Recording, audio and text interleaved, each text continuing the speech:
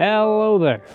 Today I'll be talking about a device I've actually covered in a previous video, which is inside this aftermarket carrying case here, which is the DJI Mini 3 Pro. An ultralight sub 250 gram video drone capable of capturing 4K video and a lot of other features. One first very important thing to note, the DJI Mini 3 Pro is not waterproof. So right now you can probably see it is snowing. I'm going to close the case to keep it out of the snow.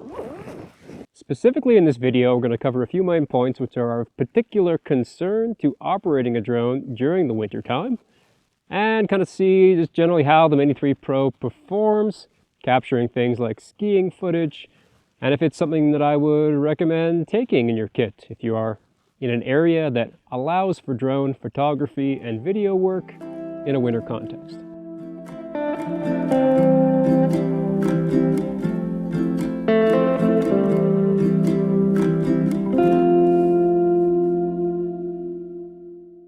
If you only have 30 seconds and want kind of a brief summary, the Mini 3 Pro is pretty great in the winter for its size. It can operate in a surprisingly wide range of temperatures, and overall it works pretty well. A few little tips, tricks, and guidelines that I've found with using the Mini 3 Pro over the last couple months during the cold of the Canadian winter. First off, as you might expect with a flying camera powered by lithium-ion batteries, it's important that the batteries stay warm. The best way I've found to do this is have two batteries, one that's in the drone and then one that you can keep in a pocket warming up somewhere, and then do a last-minute switch just before you start flying. Put the warm battery in and you'll get pretty good performance out of it. Kind of a concern I was talking about during the summer review of the Mini 3 Pro was that the drone, to save weight, stay below that 250 gram threshold, did away with a fan that was internal to the Mini 2 and the original Mini, which means in the summertime the drone is prone to overheating if it's not flying around. In the wintertime, this is actually kind of a benefit, as it produces a lot of its own heat. So provided it's not extremely cold, which we'll get into that in a sec, if the drone starts off at a good temperature, it can actually keep going surprisingly long. So that's a point in its favor. Next up, in order to get the highest quality images out of the Mini 3 Pro during the winter, it's important to take into mind that snow reflects light. So even a fairly cloudy winter scene like the one behind me here, there's a lot of light around. So if you want to get realistic motion blur and kind of a sort of like a cinematic look, you're going to have to bring a pretty high stop neutral density filter. I found ND filters of 128 or 256 work quite well in the winter with this drone, particularly as it has a larger aperture than previous drones in the Mini lineup, meaning it lets in more light, so you need kind of a higher stop ND filter to tamp down that extra light to make it reasonable without being overexposed.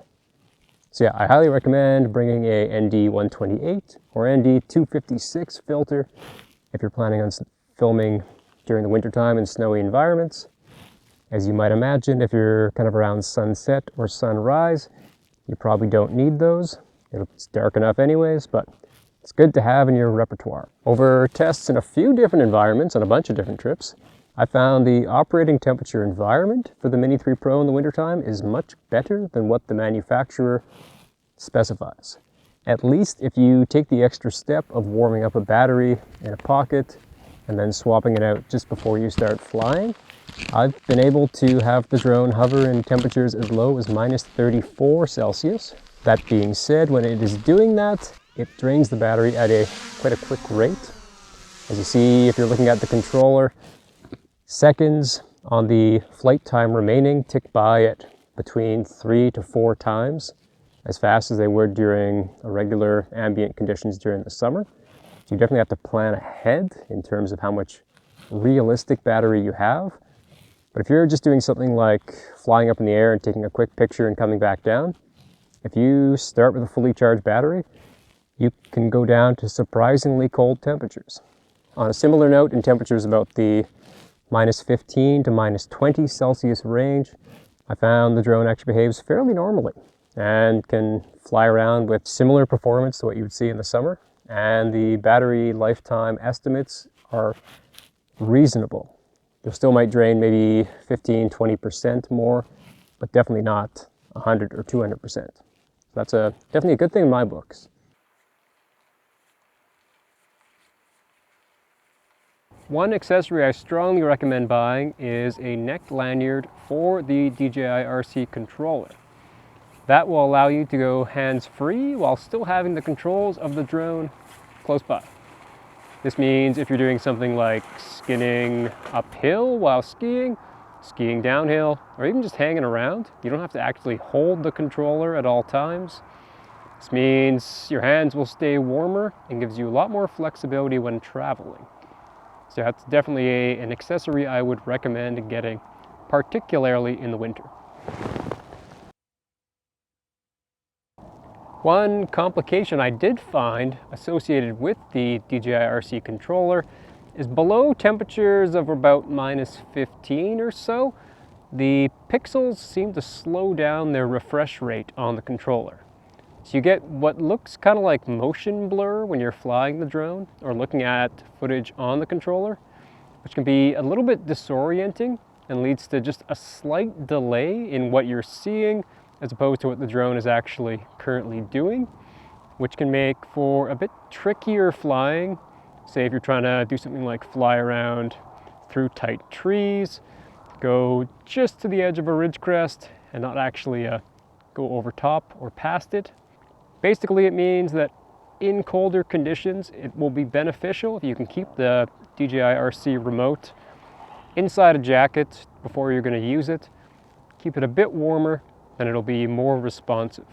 One good thing I found was the DJI RC controller is able to output a lot of brightness.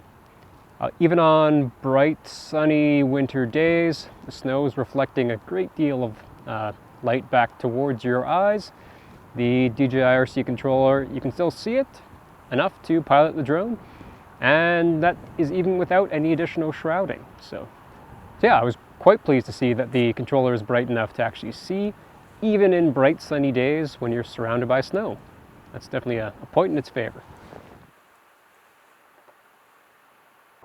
One thing I wasn't really expecting to see, but came across a couple times when flying the Mini 3 in the winter, is rotor icing. If you're in a situation where it's very high humidity, you might actually get to a place where ice starts to collect on the rotors or the drone while it is flying in the air. I first came across this when the drone was outputting a danger high winds warning, when it was really not that windy at all, which seemed to actually be just the rotors themselves were picking up enough mass to make the drone think it was windy. Additional challenges with icing can be that your obstacle avoidance sensors are optical, and if you get a thin veneer of ice blocking those, the drone might not want to land properly, and it might not avoid obstacles properly as well. So you're going to have to be extra careful if you are coming across a condition where it's a little bit foggy, or you think just the humidity is quite high.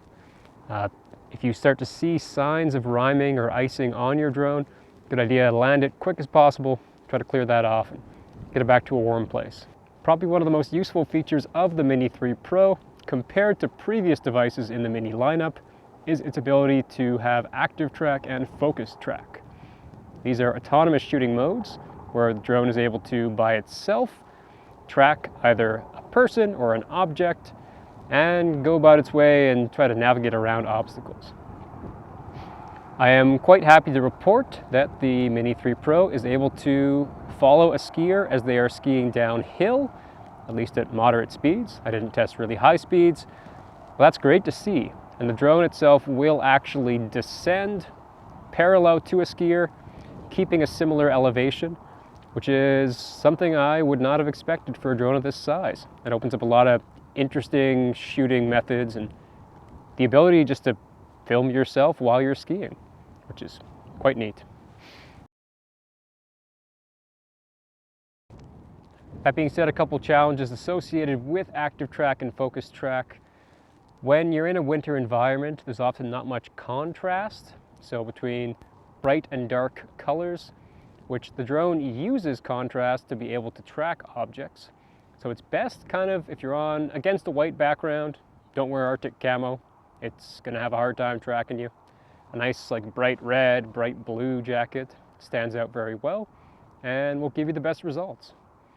But yeah, overall I'm really happy with active track, and even just the integrated quick shot modes seem to perform as well as they do in the summer, and it opens up a lot of flexibility for some pretty creative and automatic shots.